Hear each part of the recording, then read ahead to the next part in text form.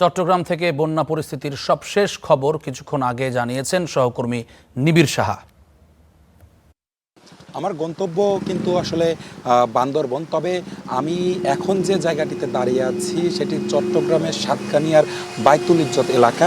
এখান থেকে কিন্তু আগানোর আর কোনো পথ নেই। আমি কিছুক্ষণ আগে সেই জায়গা থেকে ফিরে এসেছি এবং সেখানে যেমনটি দেখেছি যে রাস্তার ওপর দিয়ে বন্যার যে পানি ঢলে, পাহাড়ি ঢল এবং ভারী বর্ষণের কারণে যে জলাবদ্ধতায় তৈরি হয়েছে, যে বন্যা তৈরি হয়েছে, সেই বন্যার পানি কিন্তু রাস্তার ওপর দিয়ে প্রবাহিত হচ্ছে এবং কোথাও সেই পানি দেখা যাচ্ছে যে হাঁটু পানি, আবার কোথাও কোমর পানি পর্যন্ত হয়ে গেছে, যার কারণে এই রুট হয়ে যারা বান্দরবনে ঢুকতে যাচ্ছেন কিংবা যারা বান্দরবন হয়ে বান্দরবন থেকে চট্টগ্রামে ঢুকতে চাচ্ছেন তাদের কিন্তু আসলে যাতায়াতের পথ যদি বলি, সড়ক পথে যাতায়াত কিন্তু একদমই বন্ধ হয়ে গেছে। তবে সীমিত পরিসরে আমরা দেখছি উঁচু যে ট্রাকগুলো রয়েছে, পাশাপাশি ভ্যান এবং নৌকা যেগুলো রয়েছে সেগুলোর মাধ্যমে কিন্তু কিছু সংখ্যক লোকজন, পাশাপাশি শিক্ষার্থী যারা রয়েছে, অনেকেরই কিন্তু আজকে জাতীয় বিশ্ববিদ্যালয়ের পরীক্ষা ছিল।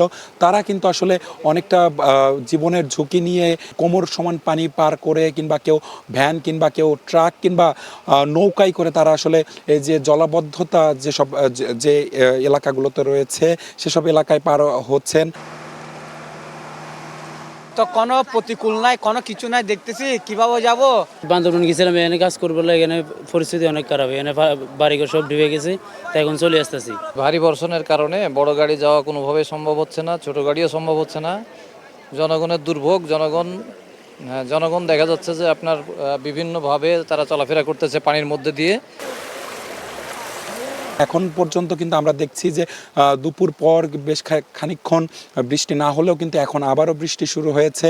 স্থানীয়রা যেটি আশঙ্কা করছেন যে গতকাল রাতে যে পাহাড়ি ঢল এবং ভারী বর্ষণ ছিল, যার কারণে কিন্তু আজকে পানি অনেকটাই বৃদ্ধি পেয়েছে এবং এখন যেহেতু বৃষ্টি হচ্ছে তারা আশঙ্কা করছেন যে এখন কিন্তু এই যে পানি, সেই পানি কিন্তু আরও বাড়বে। অনেকে কিন্তু আমাকে বলেছেনও যে ধীরে ধীরে এই যে পানি, সেই পানি কিন্তু আসলে পানির পরিমাণ, জলাবদ্ধতার পরিমাণ সেটি কিন্তু আসলে বাড়ছে, যার কারণে কিন্তু অনেকেই কিন্তু আটকা পড়েছেন। পাশাপাশি যারা পর্যটকরা ছিলেন তারাও কিন্তু বান্দরবনের বিভিন্ন এলাকা থেকে বের হতে পারছেন না এবং বান্দরবনের যে নিচু এলাকাগুলো রয়েছে তার বেশিরভাগই কিন্তু প্লাবিত হয়েছে এই মুহূর্তে। তো সব কিছু মিলিয়ে এখন পর্যন্ত এই ছিল আমার কাছে থাকা সবশেষ খবর।